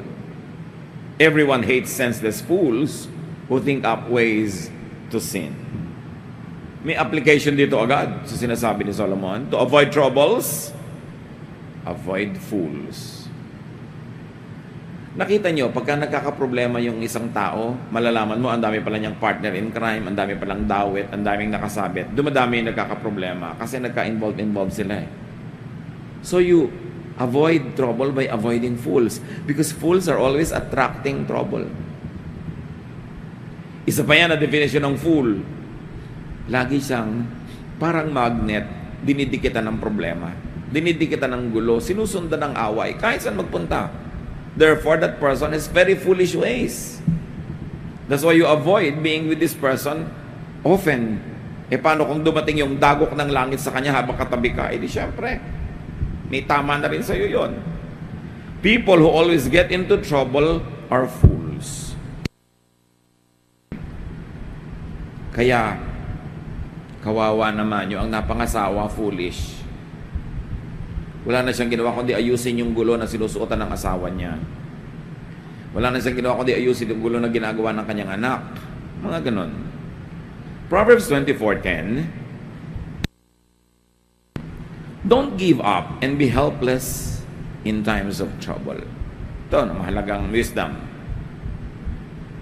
So, times of trouble are times for firmness and perseverance. Pagka mahirap, may project ka, dumating sa oras na hirap. May pagsasama kayo mag-asawa, dumadaan kayo sa oras na magulo, mahirap. Sabi, don't give up. May ginagawa kang proyekto, dumating ka sa period, ang hirap na, don't give up. Nag-aaral ka, ang hirap na, don't give up. Alam nyo kasi ang mangyayari pag nag-give up kayo mga kapatid? Lalaki na sana yung mundo nyo, dinadala na kayo ng problema nyo sa opportunity na matatalo nyo siya. At alam nyo naman ang mangyayari pagka nanalo kayo over the problem and over the trouble. Lalaki yung utak nyo, lalaki yung confidence nyo, lalaki yung mundo nyo. Pero pagpapalaki na yon, tas biglang natakot ka, tinamad ka, ayaw mo nang mahirapan, umatras ka sa safe area, umatras ka sa comfort zone mo, pinaliit mo yung mundo mo. At anong mangyayari doon? Pag pinaliit mo, baka buong buhay, hindi ka na magkalakas loob uli na harapin yung malaking challenge. Therefore, pagkakasyahin mo na yung sarili mo sa maliit na mundo all your life. Nahihirapan ka na mag-aral. So, nag-give up ka na. O di-drop out ka ngayon. Kailan ka pa uli magkakaroon ng lakas ng loob na mag-enroll? Nadala ka na, natakot ka na. Habang tumatagal yung panahon na umatras ka doon sa problema, lalong lumalaki yung paniniwala mong hindi mo naman talaga kaya yon. Or buong buhay nag-iisip ka, kinaya ko kaya o hindi. May trouble kayong mag-asawa, ang laking gulo. Hihiwalayan mo na lang, lalayasan mo na lang, o sosolven mo yan. Kasi kung hiniwalayan mo, liba na lang, nanganganib yung buhay mo dahil ang trouble pala, gusto kanyang patayin, no? Iba naman yun. Pero hiniwalayan mo, ano ngayon ang gagawin mo? Sasama ka na lang sa iba. O sasama na lang siya sa iba, o pareho na lang kayong walang partner all your life. Thinking, ano kaya mangyayari ko, ipinaglaban ko? So pag nakasubo ka na, lalo't hindi man masama yung kinasubuan mo, marriage, project, business, ituloy mo kahit mahirap. Na kung hindi mo nagtagumpay, hindi ikaw ang may kasalanan. Pero mahirap yung ikaw na mismo ang sumuko dahil ayaw mo nang mahirapan pa. Kasi kung alam mong hindi naman ikaw ang sumuko, talaga lang hindi tama ang panahon, talaga lang hindi nangyari ang dapat mangyari, susubukan mo ulit yun eh. At malamang na mapagtagumpayan naman yung susunod. Pero pag ikaw mismo yung umatras, may effect sa'yo yun. Mawawalan ka na ng pananalig sa pwede mong magawa habang buhay ka na ngayong makukulong sa maliit na utak. Sayang naman ang buhay. Kung uubusin mo na lang sa maliit na mundo, pwede namang lumaki. Lesson from Solomon: don't give up in the middle of difficulty. Tsaka kung sa kalagitnaan ka, tsaka titigil, di sayang lahat yung investment mo, sayang yung nailagay mo na effort, panahon, sayang. Huwag niyong padaliin ang buhay na tuwing may mahirap, aatras na lang kayo sa madali. Kasi magsisimula kayo ng pattern ng atras, ng atras, ng atras. Ang buhay dapat abante ng abante ng abante para umaasenso. Proverbs 24, 11 to 12. Don't fail to rescue those who are doomed to die. Don't say, I don't know it. God can read your mind. He watches each of us and knows our thoughts. And God will pay us back for what we do. Ano daw ang huwag na huwag gagawin? Huwag umiwas tumulong sa isang taong nanganganib ang buhay. In fact, rescue those who are in danger of dying. Why? Because life is most precious. God is life. God is the bigger giver of life. And therefore, life must be saved as much as possible. Iba naman siyempre kung may gusto kang iligtas pero sa pagliligtas mo ay mamamatay ka rin o maraming mamamatay, doon ka mag-iisip kung dapat mo bang gawin or not. Pero yung hindi mo naman ikamamatay, halimbawa, merong bloodletting, merong donation ng blood, ikamamatay mo ba naman na mag-donate ng mga isang balding dugo? Gusto mo isang galon na lang, isang pint. Hindi mo naman ikamamatay yung regular na i-donate. Ba't di ka mag-donate? Nagliligtas ka ng buhay nun. Kahit hindi mo kaharap yung nag-aagaw buhay, maimpang dudugtong sa buhay ng isang maaaring malagutan ng hininga dahil walang dugong available, yung ibibigay mo. Isipin mo, isang tao, imbes na matay na ngayon, dahil na-donatean mo yun ng dugo, na buhay pa ng 25 years, 10 years, o kahit 3 days. Napakahalaga ng bawat sandali kung ikaw yung taong mayroong nagbuhay na gusto mong pahabain. So mahalaga nagtumutulong tayo. Yung nagpapadala ka ng mga donation mo sa mga nasasalanta, hindi mo alam, simpleng kumot can save somebody sa kanyang ginaw, na kung hindi siya nakumutan, nagkaroon pa siya ng pneumonia at kinamatay pa niya. You can never tell. Basta't ang sinasabi, huwag kayong magmamangmangan, alam ng Diyos ang iniisip nyo.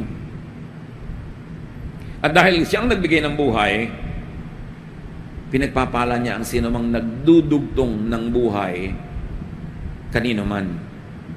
Mas hindi mo kilala, mas hindi mo mahal, mas heroic. mas wala kang mapapakinabang sa paghaba ng buhay niya, mas nakaluluwalhati sa Diyos. Napakahalaga ng buhay. Marami tayong pwede magawa para pahabain ang buhay ng tao. Kumisan, simpleng-simpleng tinulungan mo na mag-enroll, hindi mo alam, pinahaba mo ang buhay dahil hindi ba meron nga hindi nakakapag-enroll, nagpapakamatay. So tinulungan mo lang pala sana makapag-enroll, humaba yung buhay ng tao. Alam niyo yung mga bunga ng ating mga tulong, hindi naman natin alam lahat ng nagiging bunga eh. Pero alam ng Diyos. At sa palagi niyo, yung Diyos na marunong mag-compute, marunong magsuma, hahayaan niya na hindi niya kayo gantimpalaan sa tamang ginagawa. Always be in the giving mode. Konting-konti lang dapat sa panahon ng tao na siya ay nasa receiving mode. Pag siya sobrang mahina, pag siya sobrang may sakit, pag talagang laki pa mga bagay sa paligid niya para hindi siya makakilos. Pero ito yung kaya natin, we can give. It's important. Proverbs 24:13-14. Honey is good for you, my children, and it tastes sweet. Wisdom is like honey for your life. If you find it, your future is bright. Nung araw naman kasi ang pinakamasarap ng kilala nilang kainin, honey. At masarap naman talaga yun hanggang ngayon. Pero ano man ang equivalent ng honey sa inyong buhay, sabi ni Solomon, parang wisdom yun. Kung paano nyo hinahanap-hanap, at kung paano kayo nasasarapan, ganun dapat ang gawin yung paghahanap sa wisdom dahil masarap maging wise. Find and enjoy honey or wisdom. May kausap ka, ang hanap mo, karunungan niya. Meron kang a-attenda ng mga event, ang hanap-hanap mo, anong matututunan ko dito?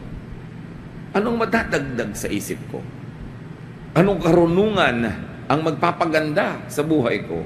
Sabi, kailangan mong hanapin lagi yan.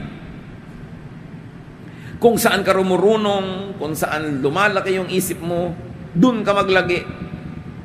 Ikabubuti mo yun. Verses 15-16. Don't be a cruel person who attacks good people and hurts their families. Even if good people fall 7 times, they will get back up.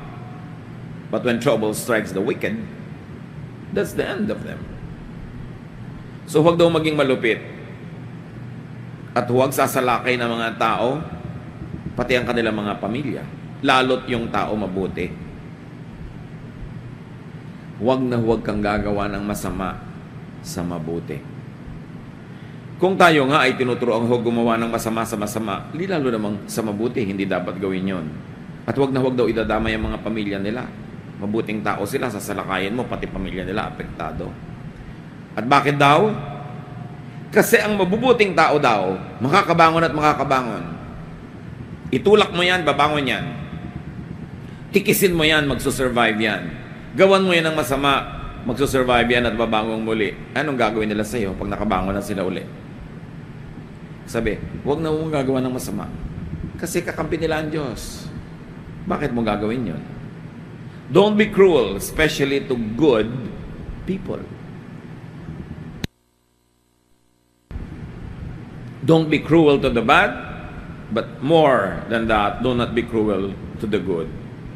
Because good people recover.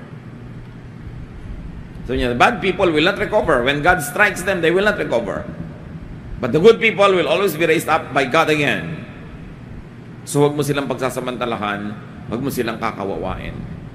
Darating ang panahon, baka ikang ikabubuhay, walang awa sa iyo ng good people na ginagawan mo ng masama. So ba't ka gagawa ng masama? 17-18. Mahalaga rin ito mga kapatid. Don't be happy to see your enemies trip and fall down. The Lord will find out and be unhappy. Then He will stop being angry with them. Ang konteksto, galit ka sa isang tao. Ngayon, bigla siyang nagkasakit, naghirap, nasunugan, binaha, nasalanta. Tuntua ka ngayon. Ganun, huwag na huwag mong gagawin yan. Pag nakita ng Diyos na natutuwa ka sa nangyayari sa mga taong yan, sa mga kalaban mo, sa mga masasama, huhupa ang galit ng Diyos sa kanila at baka sa'yo pa bumaling. So huwag mong ipagsasaya ang nangyayaring masama sa kapwa, kahit sila masama. Do not celebrate people's ruin, even if they were your enemies. Kung minsan nararamdaman mo yan, naiinggit ka sa kapitbahay mo, tapos bigla siyang nasunugan, buti nga. Yung isipin mo, no? Naiinggit ka sa kumari mo, paggawa ng mukha niya, tapos minsan tumabingi, tawa ka, yan, kagagawa. Diba? Huwag ganun. Alam ng Panginoon yung laman ng ating puso. At ito, ang linaw ng sinabi, the Lord will find out and be unhappy. Then He will stop being angry with them. Kaya, nagkakaganon yung masama dahil nagagalit sa kanila ang Diyos. Pero sabi, pag pinagtawanan mo, pag ipinagbunyi mo ang kanilang mga hirap, mawawala yung galit ng Diyos sa kanila. Anong ibig sabihin? Di titigilan na ng Diyos yung pagdisiplina sa kanila. Ano nang ipagsasaya mo? Dilulungkot ka na naman, mainggit ka na naman, magagalit ka na naman. So be wise.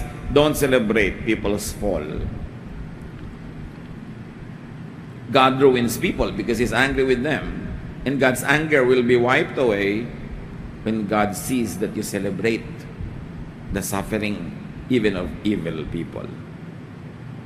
Proverbs 19 to 20. Don't let evil people worry you or make you jealous. They will soon be gone like the flame of a lamp that burns out. Nararanasan nyo na ba yung kumisan, mga kapatid? Sana hindi. Yung naiinggit ka sa masama. May gumagawa ng mali, tapos parang umaasenso, sumisikat, yumayaman. And then naiinggit ka, nagsiselos ka. Ang bunga nun, mamaya gusto mo na rin gawin yung ginagawa niyang mali.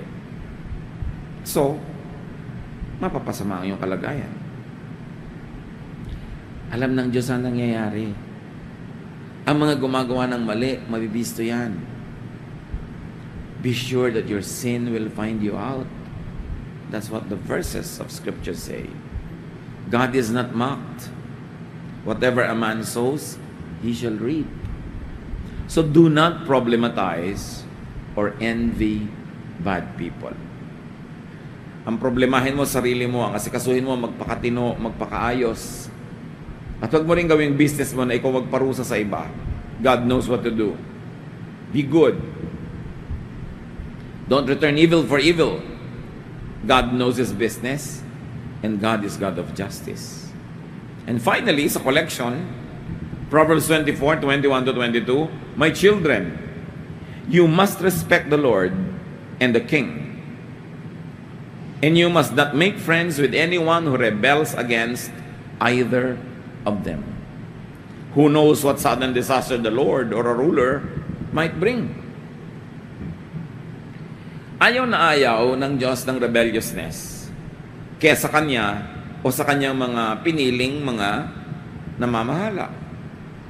And generally speaking, unless a ruler is obviously, hopelessly evil, God likes that ruler to be in His position. Kasi kaya naman ng Diyos alisin yan kung ayaw na niya. So ang sabi dito, mga anak, tiyakin nyo lang na iginagalang nyo ang Diyos at ang hari.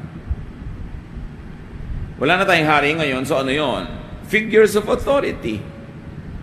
Employers, superiors, leaders. Sige nun, make sure that you respect the Lord and your leaders. And you must not make friends with anyone who rebels against any of either God or the leader. Okay, hindi naman ikaw yung nagre-rebel, pero nakikipagkaibigan ka, nagko-cooperate ka doon sa nagre-rebel, damay ka rin. Sabi niya, alam mo ba kung anong pwedeng dilubyo ang pwedeng datnin ng sino mang lumalaban sa hari o sa Diyos? Hindi mo alam. So, huwag kang maglaro sa ganyang larangan, mapanganib. Huwag kang makikipagsabwatan, huwag kang makikipagtulungan Huwag kang makikipagbulong-bulungan sa mga rebellious people. May parusa yon. Liban na lang yung nire-rebella nila. Diyos na mismo nagsabing, rebel against that king because he is obviously, hopelessly, clearly bad. Unless that kind of condition is met, we are to submit to authority. We are submit to those who are on top of us because if God doesn't want them anymore to be in that position, what is too hard for God? Is it too hard for God to remove them? Sasabi, huwag kang makikipagsabuatan sa mga gustong gumawa ng gulo. Respect those in authority. Do not flaunt your strength or your charisma or your money. Respect those in authority. Pag sinabi mong, bakit siya ang nasa position of authority and not me? Eh kung gusto ba ng Diyos na ilagay ka doon, mahirap ba lang gawin yun ng Diyos? Nandiyan ka dahil diyan ka dilagay. So magpakatino. Do not cooperate with rebels. God is usually on the side of those who are in authority unless those in authority are clearly, obviously, terribly bad. Nuggets of wisdom to learn from Solomon. Be wise.